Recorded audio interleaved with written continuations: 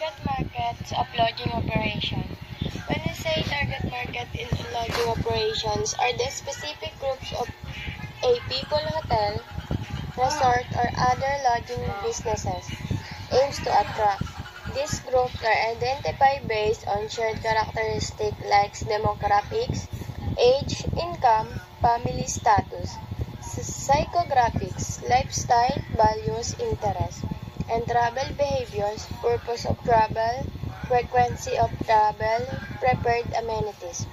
Understanding target markets allow lodging businesses to tailor their marketing services and amenities to better attract and satisfy their ideal guests, maximizing occupancy and revenue. Key market segments in lodging operation: business travelers, leisure travelers, family vacationers, budget-conscious guests, luxury travelers, long-term stay guests, group and events attendees, eco-conscious travelers, wellness tourists, solo travelers. Introduction. In the lodging industry, a target market refers to a specific groups of guests that a property aims to attract and serve. Importance: understanding and catering to distinct market segments allow lodging operation to tailor services, optimizing marketing strategies, and enhance guest satisfaction.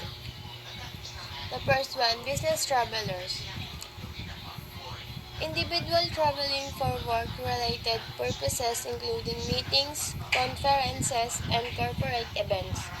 Needs: high-speed Wi-Fi, business centers and meeting rooms, flexible check-in, check-out times, proximity to business districts or airports. Strategies: offer corporate rates and loyalty programs, provide express services and quiet workspace.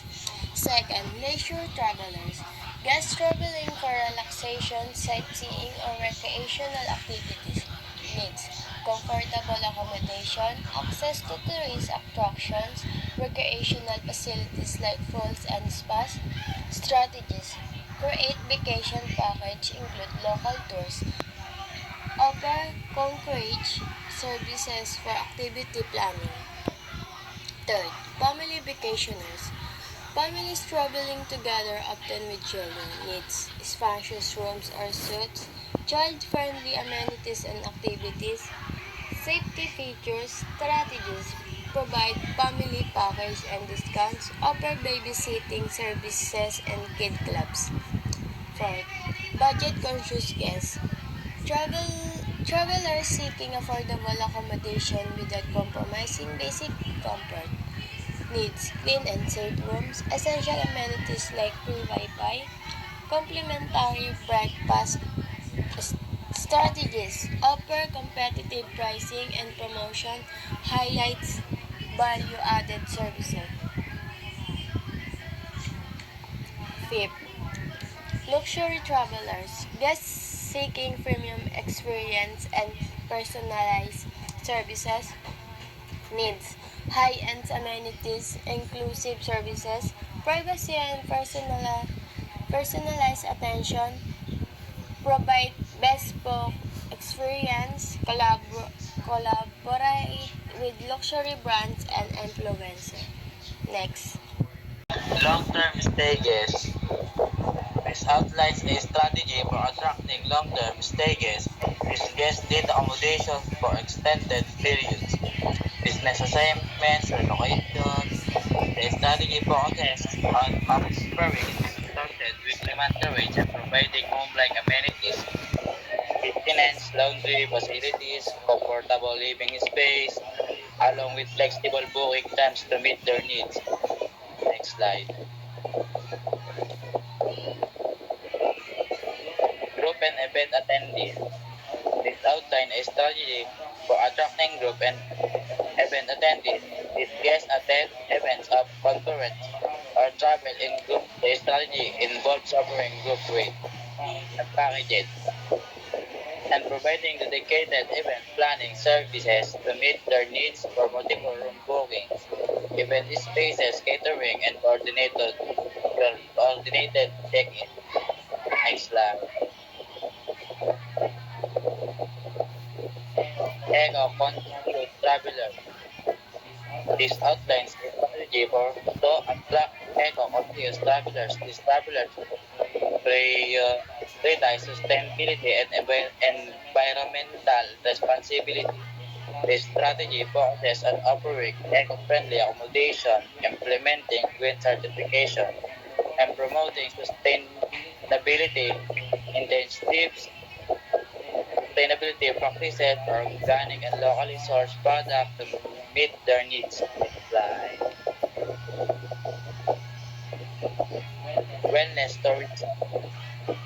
These travelers seek health and wellness experiences.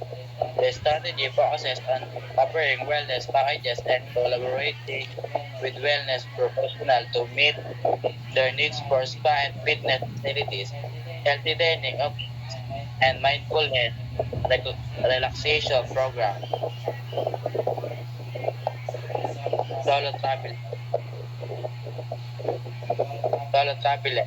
This individual travel alone for leisure or work. The strategy focuses on providing safe and comfortable accommodation, offering opportunities for social interaction, communal spaces and events, and providing flexible booking options along with single occupancy discount to meet their needs. Thank you.